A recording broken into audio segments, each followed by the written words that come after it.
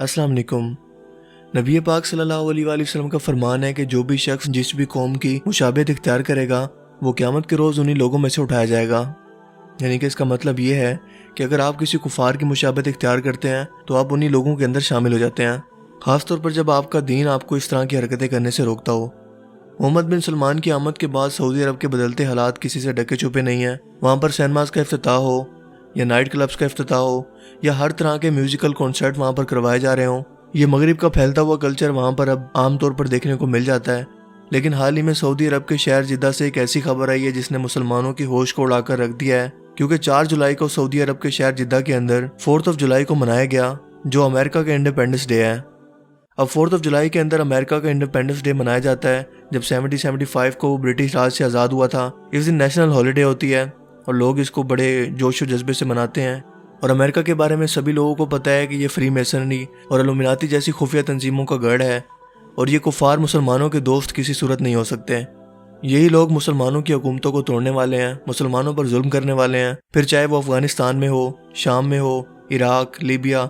मुसलमान ममालिक को तबाह करने वाला सबसे बड़ा दहशतगर्द अमेरिका ही है।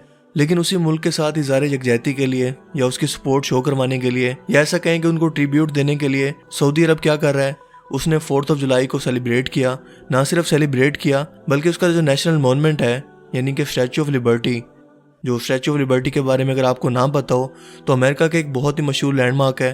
फ़र्ज़ करें पाकिस्तान में आप नाम लेते हैं कराची का तो सबसे पहले आपको मज़ार कायद आपके जहन में आता है, और इसी तरह से लाहौर का नाम लेते हैं तो आपके जहन के अंदर सबसे पहले मीनार पाकिस्तान जहन में आता है। इसी तरह से आप किसी भी शख्स के सामने दुनिया में अमेरिका का नाम लेंगे तो उसके जहन में सबसे पहले स्टैचू ऑफ लिबर्टी आएगा, क्योंकि वो इसकी आज़ादी की अलामत समझा जाता है और इसे बहुत ही ज़्यादा अहमियत दी जाती है, बहुत ही ज़्यादा सिग्निफिकेंस माना जाता है।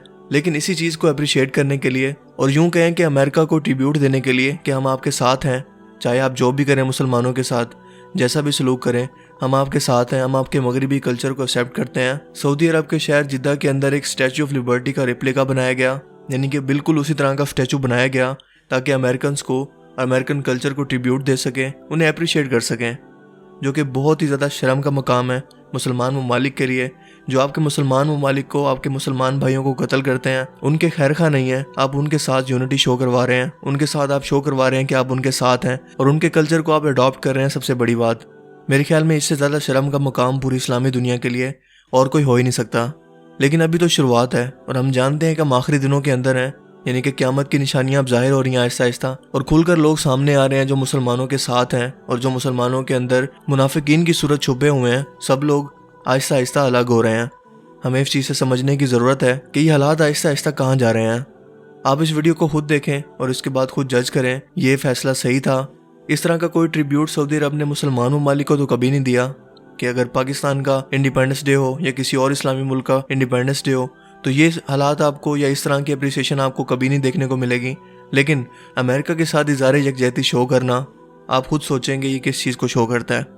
तो आप इस वीडियो को देखें और अपनी थॉट्स भी कमेंट करें और मुझे बताएं कि आप इस बारे में क्या सोचते हैं।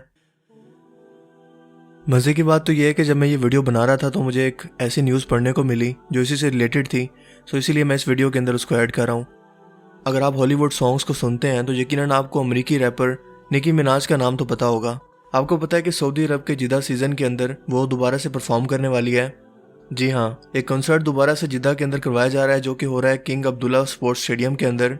और सऊदी हुकाम ने बैनुल-अक़वामी सयाहों को भी जल्द वीज़ा जारी करने का ऐलान कर दिया है, यानी पूरी दुनिया के अंदर से लोग इसमें शिरकत कर सकते हैं। निकी मिनाज के अलावा बरतानवी म्यूजिकार लाइम पेन और अमरीकी डीजे एफटीओक्यू भी यहाँ पर परफॉर्म करेंगे। अगर आपको निकी मिनाज के बारे में नहीं पता तो मैं आपको इसके बारे में ज़्यादा नहीं बताऊंगा, लेकिन इतना ज़रूर कहूँगा कि ये फैश तरीन और मुतनाज़ा तरीन अदाकार है जिसका कैरियर ही पूरा का पूरा फांसी के ऊपर है।